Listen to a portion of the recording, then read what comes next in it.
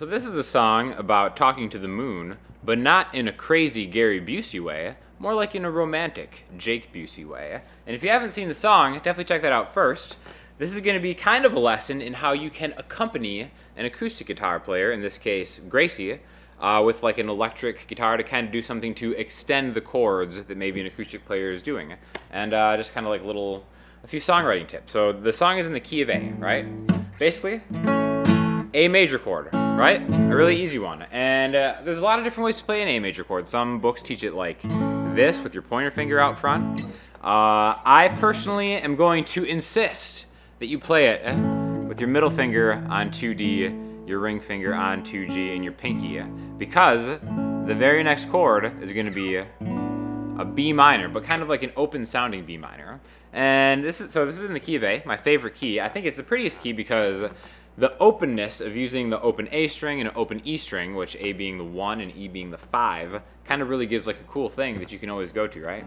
So if you have trouble with bar chords like B minor, this is like a really good key to play in because you can just take an A minor shape, move it down 2 frets, and get this kind of open B minor. Now, this isn't technically a B minor chord, but it has most of the B minor in it, right? So the whole song is only 3 chords, and Grace is a really good player, and we're going to kind of show you the rhythmic way to do it. Basically, just part of it sounds like this, right?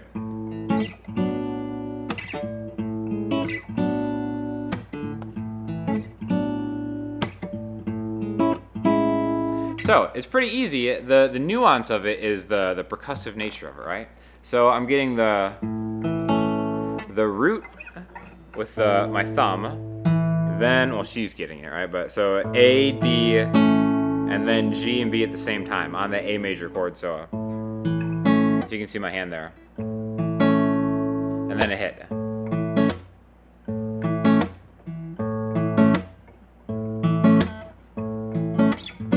And then you go down to the next chord, right? So after getting that first A, D, G hit, you hit the A string again to buy yourself time to get down to the B minor spot.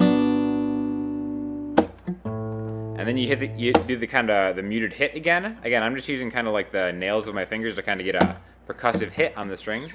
So we've got the first one, A, D, G, to the next chord, hit, mute, A. Now this is a really important part because it's a very subtle move that can kind of give more of a percussive nature to an acoustic guitar part, right? So what I did here is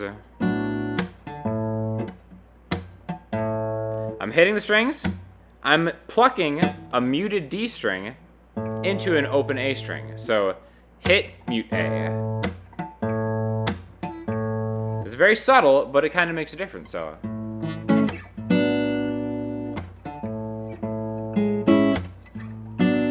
then the same thing on here. So if this is a B minor, this is like a C sharp minor, but a more open voiced one with the A and kind of the bass note if you want to look at it that way, right? So we're doing the same thing from the A to B minor, mute, open, and then back and forth. So we gave the same treatment, so to speak, to the C minor chord as we did to the A chord, where I went A, D, fingers, back 2 frets. Okay, so that's pretty much the whole of that part. The second time around, you just stay on the C sharp minor, right? The only other part is even easier. You just forget about the A and you go back and forth between the C sharp minor and the B minor.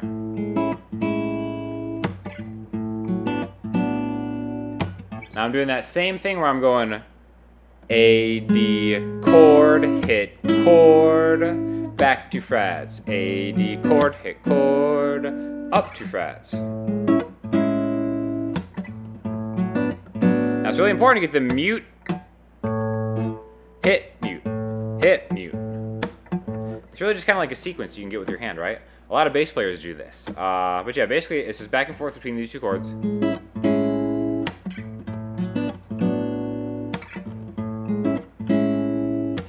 And then it kind of sticks here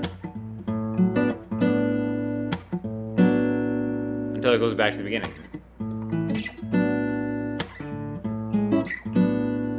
And then it ends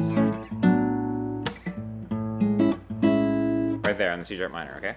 So now we're gonna grab the Strat to kind of see how I'm extending these chords, because she wrote this song. Like, she had the whole progression, and I just kind of filled it in a little bit with the Strat. But before we get the Strat, did you know that the moon is actually locked in a geosynchronous orbit with the Earth? So we can never really see the back 40% of the moon's surface, so there is a dark side of the moon. Alright, so we got the Strat, and the challenge was to kind of complement her playing and singing in a way that didn't step all over anything and kind of kept the acoustic nature of the song intact, right? So I definitely didn't want to just double up what she was playing, huh? But I kind of wanted to add something to it, right? So this all comes down to chord voicings. And again, that first chord is A major. Now, the first thing I thought of was like, okay, I'll just do a different voiced A major. You could do like a bar chord A major, right? Here. But that's too big, right? If I would have played something like that, I would have kind of stepped all over it. So what I did is I kind of took just a little bit of the top of this A major. I think if you look at my hand, I'm actually kind of playing it in a bar chord way, but I'm really only getting the D, G, and B strings of this, right? So kind of like an F shape, F, F sharp, G, G sharp, A. And she's doing kind of the percussive like that, and I'm just going, and then I'm going to the next voicing, right? So I knew that the chord voicing, or the chord is like a B minor, and the next one is the same voiced chord, but down 2 frets, so C sharp minor, right?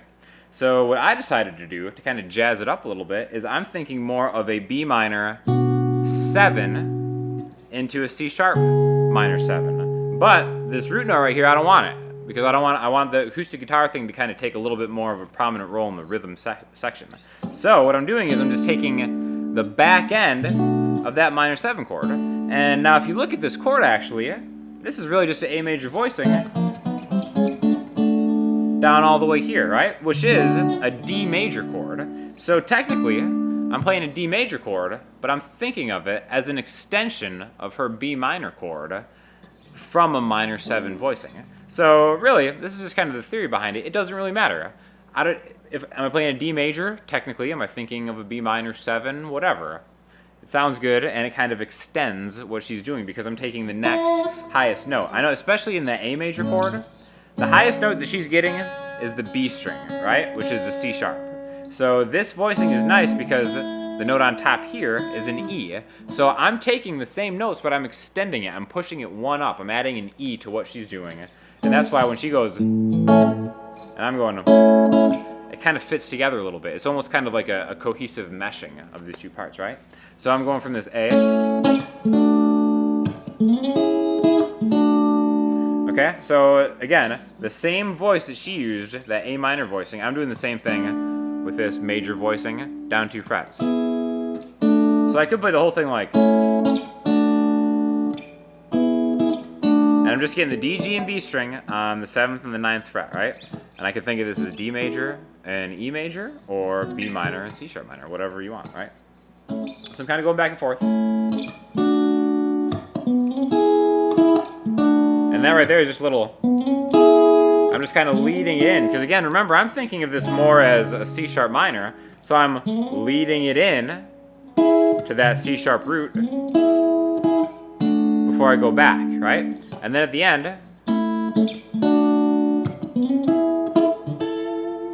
right, this kind of little double stop, I guess you call it. I'm just on the 9th fret of the G string and the 10th fret of the B string with some vibrato, so.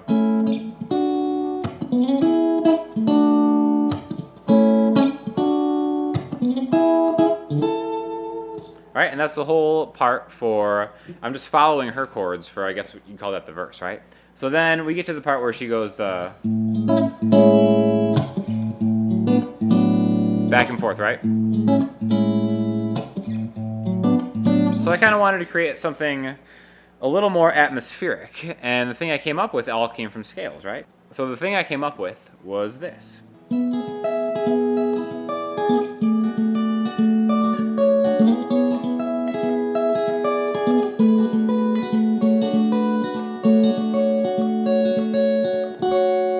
And again, I'm taking this from just different scales or modes, right? So what I mean by that is, like, if I'm thinking more of that C sharp minor, right? In A, this would be the 3 chords. So the 3 mode is Ionian, Dorian, Phrygian. I'm taking the bottom of this Phrygian mode right here. I've got this chord, right, that I've already been using where I'm just getting the bottom there. And if I take the bottom of that Phrygian mode, I get those last 3 notes, 12, 10, and 9. So what I'm doing is I'm kind of picking the D and the high E string.